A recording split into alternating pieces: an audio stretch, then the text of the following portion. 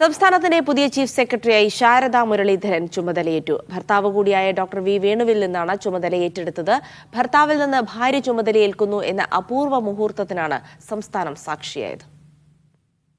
ഭരണയന്ത്രം തിരിയുന്ന തിരുവനന്തപുരത്തെ ഹുജൂർ കച്ചേരി അഥവാ സെക്രട്ടേറിയറ്റിൽ ഇന്നലെ പതിവ് തെറ്റിയ ചില സംഭവങ്ങളുണ്ടായി.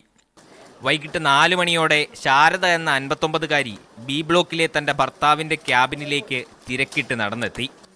ഭാര്യയെ കണ്ട ഉടനെ ഭർത്താവ് വേണു തന്റെ കസേര ഒഴിഞ്ഞ് അവർക്ക് കൊടുത്തു.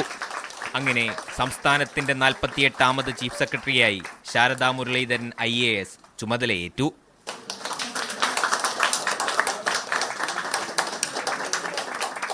ചീഫ് സെക്രട്ടറി പദവിയിലെത്തുന്ന 5ാമത്തെ വനിതയാണ് ശാരദ മുരളീധരൻ.